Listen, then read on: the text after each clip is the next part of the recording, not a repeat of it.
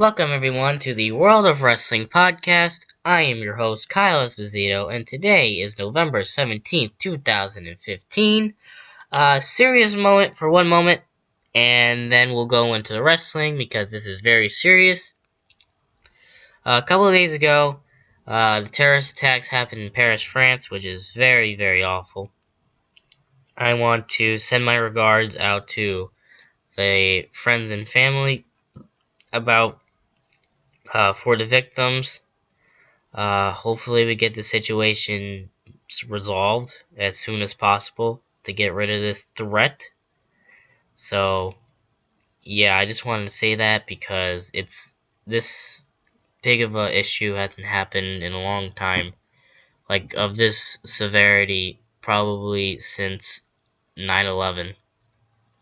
I want to get that point straight because something that terrible just affects everybody. Even if you don't have someone that was a victim.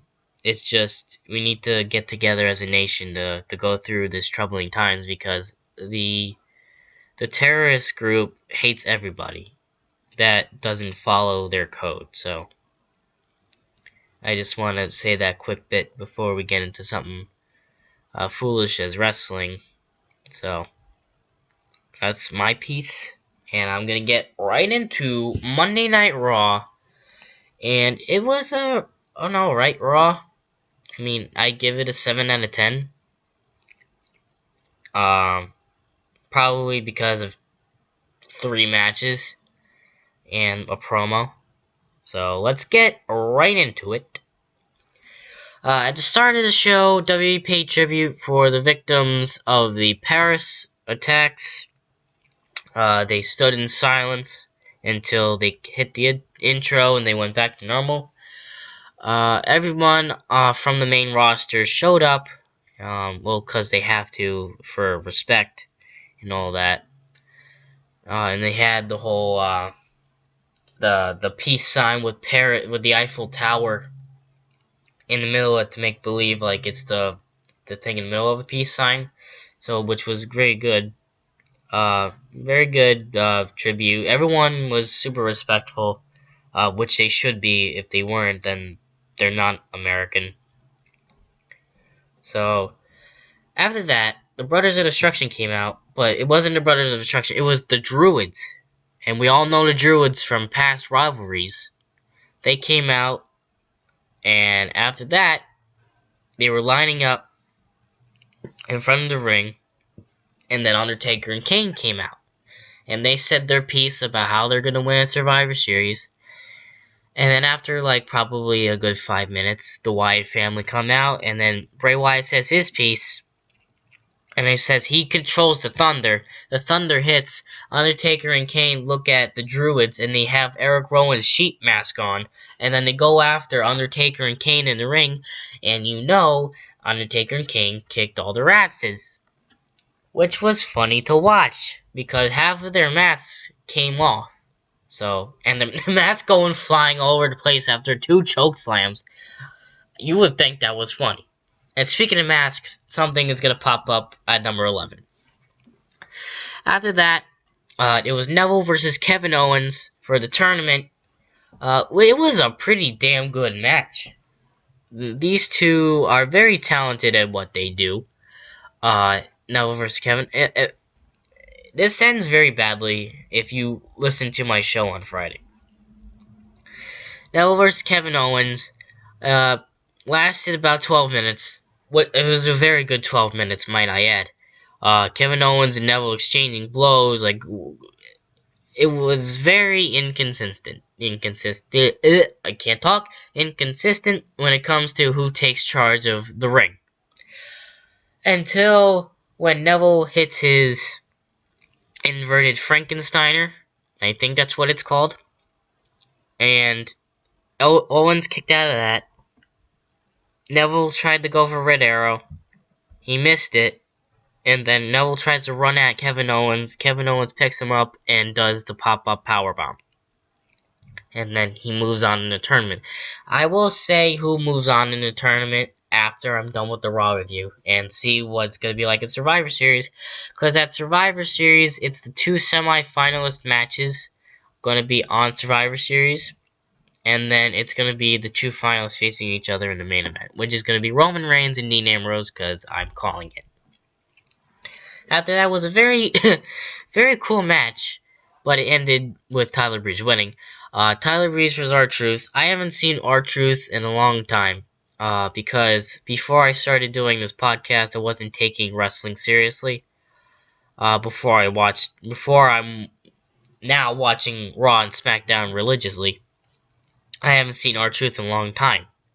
So I was watching. R-Truth did some pretty good ring work, in my opinion. Like, he was working Tyler Breeze over. He was doing his little dance moves, and until Tyler Breeze became a bro and did beauty shot. The what is it called? The spinning heel kick. So it was a pretty good match for R-Truth, because R-Truth in his match is not really. It's very awkward. Like, whenever I watch him, it's like very awkward. I can't think of a match where it really was, or probably a moment where it really was. I remember R-Truth when it was at TNA with Road Dogg Jesse James. And even before that, they were in WWE together, like back in the day in Attitude Era, when R-Truth was known as K-Quick, with Road Dogg too. And they were a whole dancing group, and same as TNA. It was so funny to see R-Truth in WWE back in the day, because I didn't know that, because I only known of R-Truth probably in 2010. That's when I first knew about him. But then I saw R-Truth back in the day, and I'm like, holy crap, I did not know this. Mind blown. And I was mind blown when I found out that Evan Bourne was in TNA as Matt Sydal. So that was pretty cool. And then my mind even blew more when I found out R-Truth was in TNA, when I liked TNA at the time. So yeah, that's my piece on R-Truth. Wonderful match. Ended with Tyler Breeze winning. Knew that was gonna happen anyway. Then you have Dolph Ziggler versus Dean Ambrose in the tournament match. Dean Ambrose wins, but that was probably another good match that was on the card. Dolph Ziggler tried to go for super kicks many times. He super kicked Dean, kicked out. Unlike Miz, he super kicked the Miz, and he didn't. Dolph tried to go for the sleeper hold many times, but failed all 3 times. Then Dean Ambrose struggled with getting Dirty Deeds in, but that was like 3 times too. Dean Ambrose won with Dirty Deeds eventually, and 1, 2, 3, and Ziggler's out. After that was New Day and the Usos and Ryback. New Day, just being New Day, came out, talked about stuff in the ring, Big E and his sexy dancing, and Xavier Woods with his trombone doing stuff, and unicorn stomps, and all that jazz. And it was a pretty good match until Ryback came in and shoved the ref and stopped it, and got a disqualification, and New Day won. To my guess, I'm pretty sure that they're gonna make the Usos and New Day and Ryback a Survivor Series match, because it just seems only right. Because the way it ended, it would feel like there was gonna be a continuation of this, or it might not even be Ryback. It just might be New Day and the Usos, which is probably not that bad, because New Day, I started to grow on New Day, or New Day starting to grow on me, and the way they do things around the ring is very peculiar, and I like peculiar because it excites me, because it's something different. Then after that, a promo came up on the screen. It was Triple H talking to Cesaro before his match against Roman Reigns. Triple H told Cesaro that he's probably going to be the next big thing And then Cesaro took that well. Then it was Roman Reigns came down and Cesaro came down. That was another hell of a match. Pretty good matches on Raw yesterday, which I was very surprised about because Raw doesn't usually have all these good matches. If you guys would call Tyler Breeze and R-Truth a good match, I call it a good match. But Roman Reigns and Cesaro looked like he had most of the advantage until Roman Reigns hit him with a Superman punch from the top rope. I mean, he was on the apron, but Superman punched him from the top rope, and then Superman punched him again, and then he speared him 1, 2, 3. Then they showed respect to each other. It was at this moment where I thought that Cesaro was gonna turn heel, because whenever I see a handshake, I'm like, oh god, no, no, no, no. I thought that was gonna happen on Thursday. No, not Thursday, with Ryback and Kalisto, because you don't see Ryback showing respect all that often. So, good match. Leads up to my point on what's gonna happen. So, and then we have a relief match with the Ascension and the Dudley Boys. Dudley Boys obviously winning because Ascension can't win shit. Yeah, not much to say other than 3D. That's probably about it. Then Renee Young interviews Mex America, Zeb Coulter, and Alberto Del Rio. And midway through the interview, Triple H comes in and basically tells Del Rio the same thing that he told Cesaro. And then Kalisto and Del Rio happened, and a very big botch happened. A very big botch. Almost a disrespectful botch. Probably the same thing that he did to Mysterio back in Money in the Bank. If you can remember that. Like I do, because that was weird when I watched that. And I actually saw what Kalisto actually looks like. So, and this also ends in sadness because I thought Kalisto was gonna last longer. Del Rio won. Alberto Del Rio and Kalisto, good match between each other, but when it came to Kalisto hanging on the top rope from his back, Alberto Del Rio went on the apron and was trying to pull his mask off, and he did. He pulled Kalisto's mask off. And I did not know he looked like that. God damn. Which doesn't really please me because I know the whole history of the Mexican luchador mask ordeal and how it's a sign of respect in some way, shape, or form. So, Kalisto lost with good intentions. Del Rio still used that move, which I hate, because it's a dangerous move, and the way he did it yesterday was very not coordinated correctly, because it looked like he really did, he hit his chest, like he actually, like, landed his feet on his chest. So, and then you have the most badass shit that I've ever seen. It was Paige and Charlotte during a contract signing.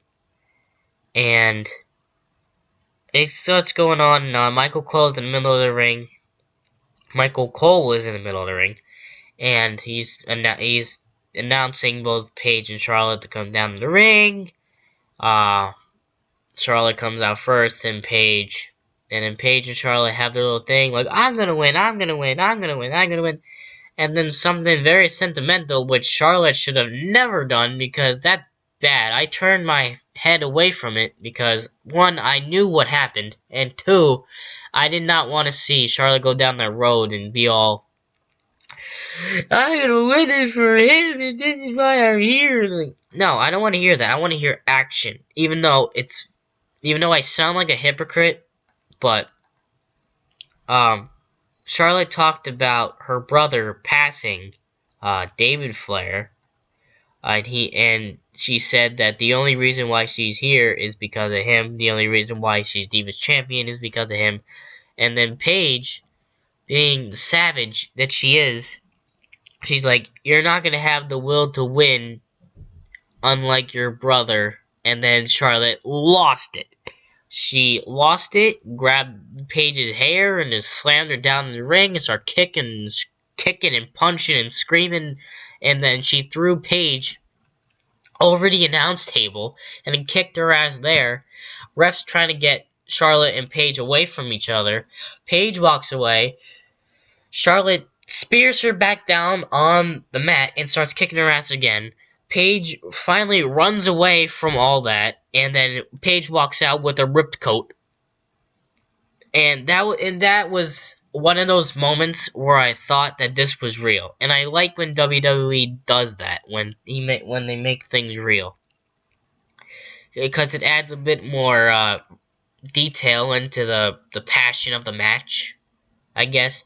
But I was listening to a couple podcasts prior to doing this, like if you haven't watched the Don, Tony, and Kevin Castle show, the promo with Paige and Charlotte seemed a little bit too bland. I'm guessing is what they were talking. It was referring to when they were talking about the promo. I personally loved it because I don't pay attention to detail, like in-depth detail. But I thought it was good. I thought it was badass. Um, that's probably all I had to say about it. Like, you don't see that often when they talk about like someone of their family passing, and I have to see Ric Flair's face during this promo. I just had to because it was about his son, about Paige saying that she didn't have the will to, how Charlotte doesn't have the will to win, and neither did his brother. I just had to see Flair's face. But that was basically all Monday Night Raw. 7 out of 10 Raw, only because of Neville and Owens, Breeze and Truth, and Roman and Cesaro. All the other matches, but probably the worst one I would say was New Day and the Usos and Ryback. Yeah, that's my take on it.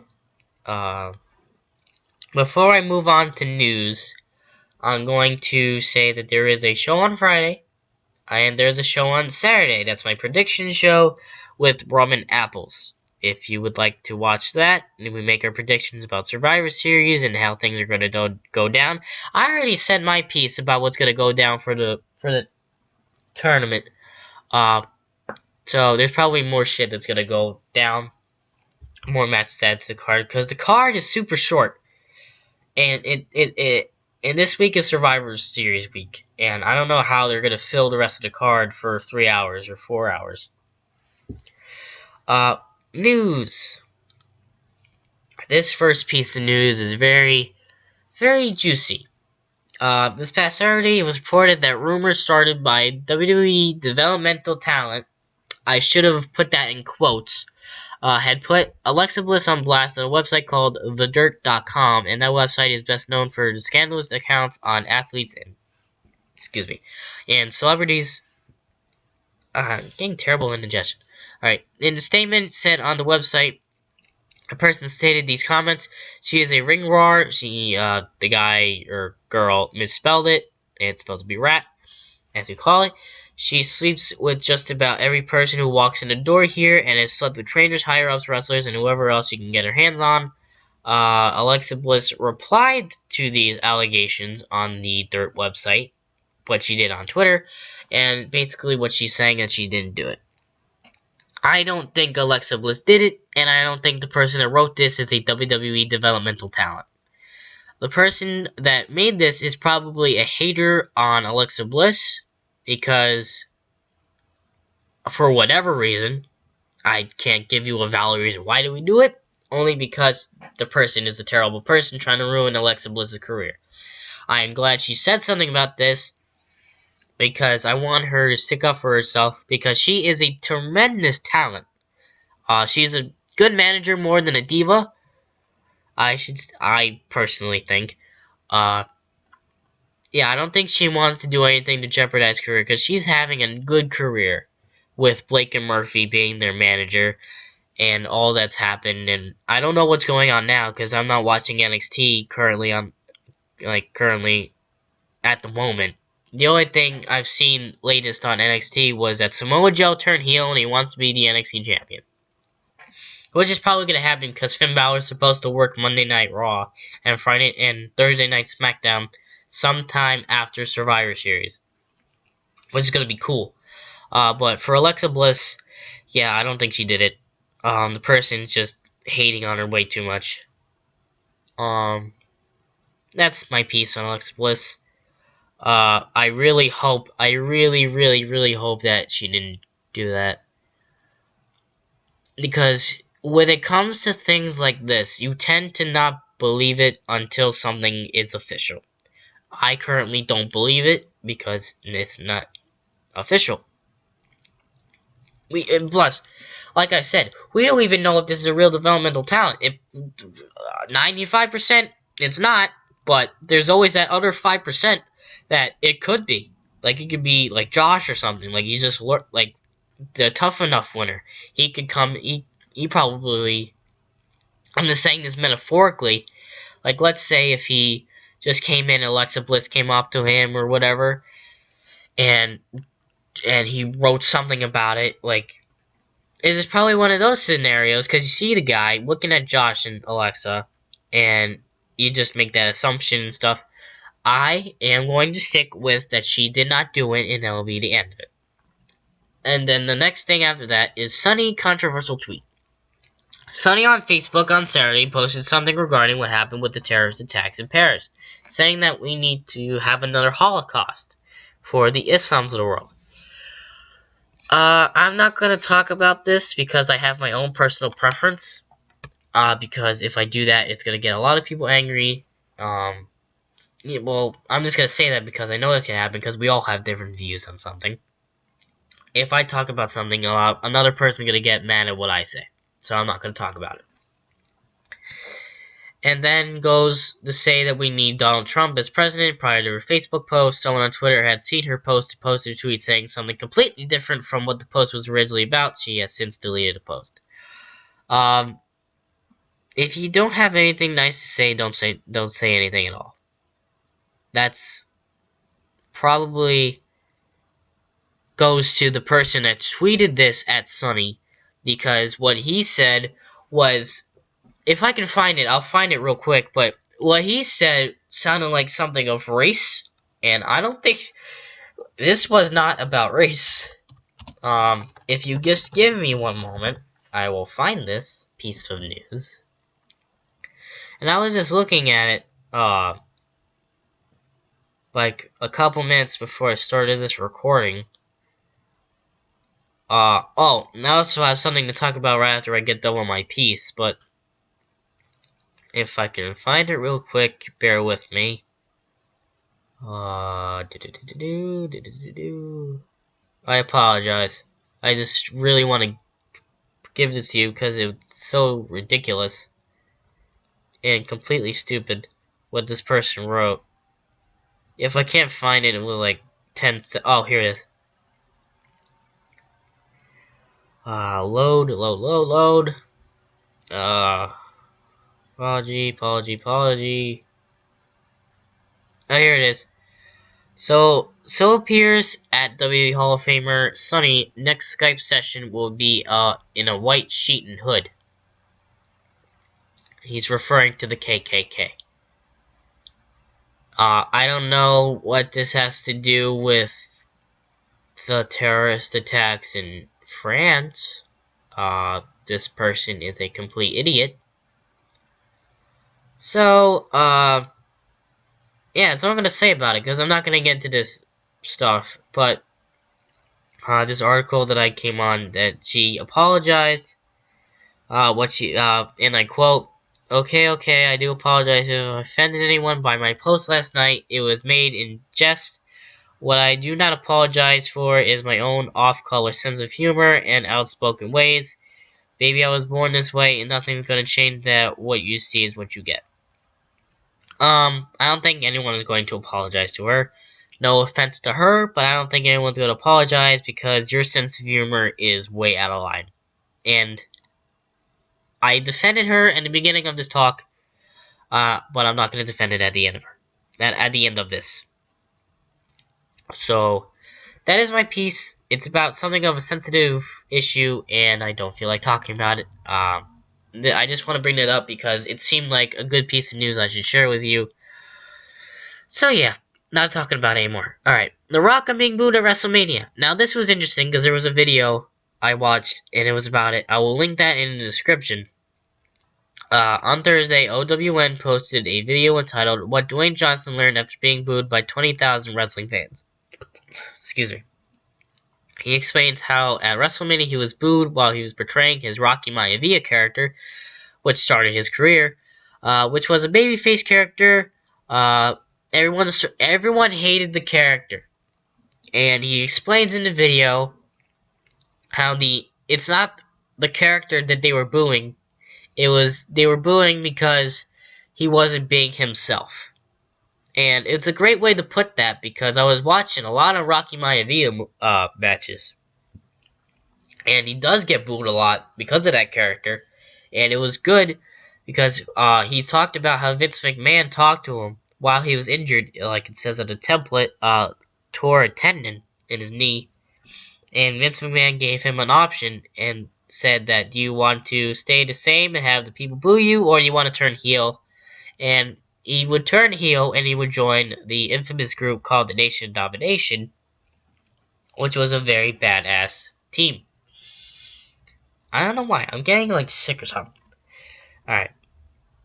If I sound nasally at all, it's probably because I'm starting to get sick. The Rock said, I just noticed. The Rock said that it was himself the crowd was booing, like I just explained. It was that he wasn't being himself. Just explained that. Thus, The Rock was born. In the matter of a month, he became the hottest heel in WWE at the time. When he became full-time heel, was part of a faction called the Nation of Domination, which I explained.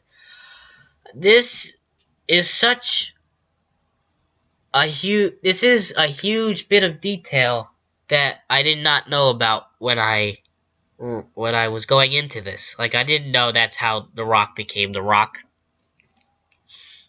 And Rocky Maivia looked like a huge, nice character, like a nice Samoan character. But now when he became The Rock, he became an all-star. Like, you will never see a greater change in a character in WWE more than The Rock did.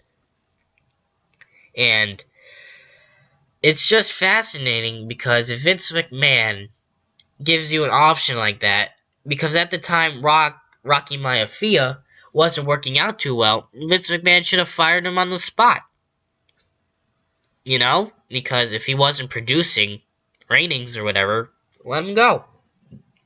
So, this was the best thing that could have happened to The Rock's career. I don't know why, but my fucking nose is like stuffy. And I don't want to grab a tissue and blow my nose on camera, so I'll just wait till after the podcast is done. News 2. Nick Bockwinkel. Nick Bockwinkel. Did I say bonk? Bockwinkel. It's probably my nasally nose. Fuck me. Alright. Nick Bockwinkel passed away on Sunday to a health issue that was not specific. He left behind a wife, Darlene, and 2 children. Wrestling. He was trained by his father, Warren Bockwinkel, and Luthez, who trained...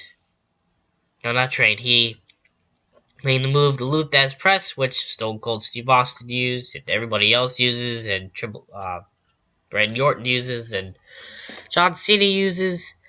He won multiple championships in NWA and AWA and was never in WWE, but on March 29, 2010, he was part of a Legends Lumberjack match on Monday Night Raw. That was actually the first match I watched on Monday Night Raw. Actually, yeah, that was the first match I watched on Monday Night Raw. And I saw him, and he didn't look all that bad. He's a WWE Hall of Famer. There's not much to say about him. I watched a video of him against Ric Flair, and I know you're going to say this. You're going to say something shitty, about me, but I think that wrestling back then was more simplistic than it is now. And I know you guys are in the comments or even watching and saying this to yourself. Like, of course you are, you idiot. Well, I never watched wrestling back in the day, so I thought everything was the same. Turns out it wasn't. It was all sleeper holds and pile drivers and atomic drops and clotheslines, and of course we have that now, but it was more that than it was today. There is today. Because today you have like Canadian destroyers and RKOs and attitude adjustments and all this flashy moves that I haven't been really paying attention to back in the day. Back in the day was probably the best time because it was very simple. You didn't have to do that much. And Nick Bockwinkel used pile drivers and sleeper holds. But in the Ric Flair match I was watching, my nose is really bothering me as I'm talking about this. Ugh.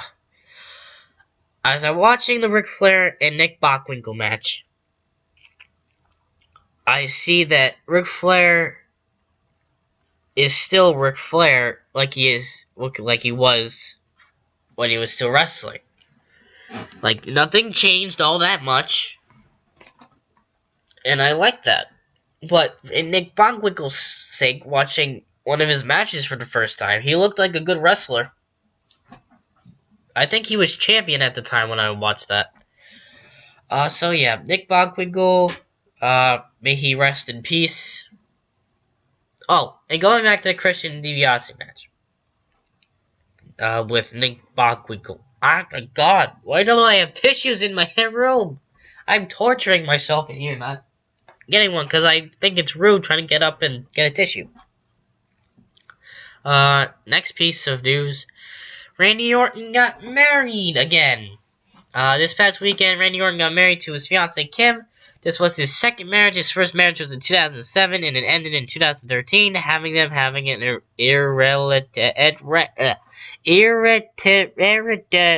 English broken marriage. Pictures were posted on Twitter if you want to see the two happy couple on their wedding day. This wasn't really wrestling news, but I think it's nice because Randy Orton is one of the best wrestlers ever. It's nice to see him happy, have a smile, unlike his badass character, where he doesn't smile at all and everything is serious. So it's nice to see a smile on his face, have a happy day, and, yeah, Randy Orton got married. Good luck. Brooke Adams, also known as Brooke Tessmacher, is leaving TNA, and I don't blame her. Because TNA is going down the toilet and you might as well leave now. Brooke on Twitter confirmed that she is leaving TNA after 5 years being in the company. She has held the TNA Knockouts Championship 3 times, and on Twitter she posted a picture with her and other members of the Knockouts saying that she's going to miss them. Thank God I don't watch TNA anymore. I used to back when it was good. Or even when the downfall started, I'm guessing. Because when I started watching it, it was the whole Rob Van Dam won the title, and then he got it taken away from him. And this was back when Hulk Hogan was still there. And when Beer Money was still Beer Money. Or was it with Fortune? No, it was when Beer Money was Beer Money, AJ Styles had his thing, and Kazarian, and I don't know if Christopher Daniels was doing much. Oh, it's probably... No, I'm gonna stop talking. Alright. Brooke Adams is a former ECW diva. I would like to see her come back because she is like Alexa Bliss. She's beautiful. They're beautiful. They're somewhat talented in the ring. We need good divas because WWE tends to focus on the beauty more than the wrestling. Because if you see Nikki Bella, yeah, you know what I mean if I say Nikki Bella. Even though she's a good wrestler when she wants to be, but if you saw the match where Charlotte won the Divas title, and you seen that spine buster that she did, Yeah, they tend to focus on the beauty more than the guts. Uh, so yeah, that's a loss for TNA. Another one, and they don't really update their website. I'm going to go to their website and say that they are whoever runs their website is terrible because they still have Bully Ray's name up on there, and they still have James Storm's name on there. And where'd they go? They went to WWE. Oh my god. Let's see. Bully Ray still there.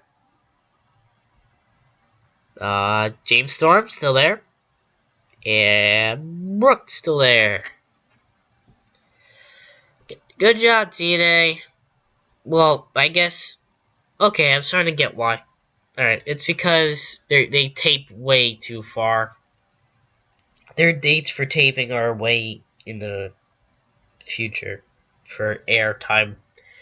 So yeah, this is the end of the show, but this is also the part of the show where I go on wrestling news and see if there's anything worth talking about before ending the show.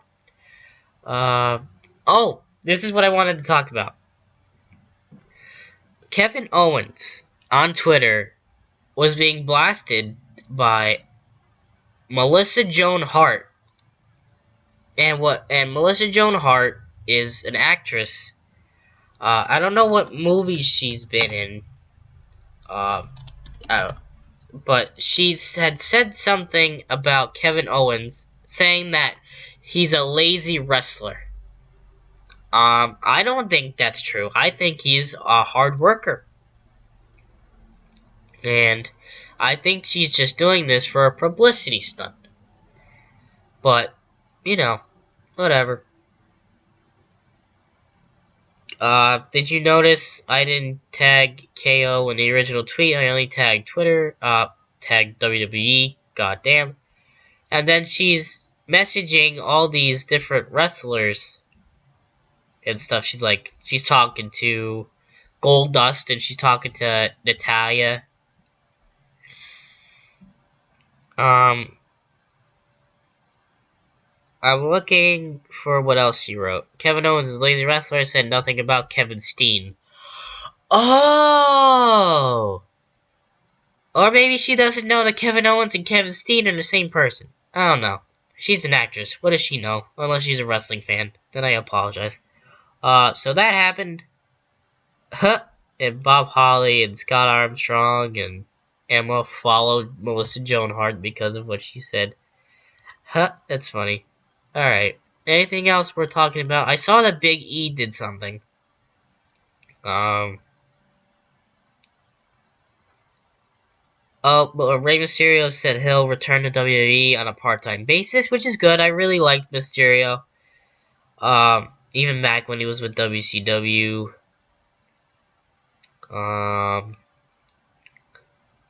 Big E blocks celebrity. As noted, no. Oh wait, no, this goes with it. As noted, WWE Intercontinental Champion Kevin Owens blocked actress and noted WWE fan Melissa Joan Hart on Twitter last night after she took shots at him. WWE Tag Team Champ Big E blocked Melissa today and says he supports Owens. Big E tweeted. Ooh. Ooh, that's juicy. So, wow. I didn't, that is shocking.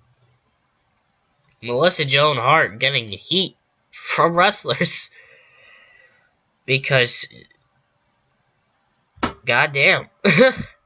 I don't know what else to say about that other than wow. Let's see. Charlotte's mother rips controversial angle on Raw. This is long. Oh. I knew something like this was gonna happen. Alright, Elizabeth Flair, the mother of David and Charlotte Flair, said this on Twitter. At W, at Stephanie McMahon, at Vince McMahon, at Triple H, W writers really that lazy. Hashtag cheap heat, disgusting, disrespectful, cruel, sad, Raw Greenville. I'm not sure if she means it.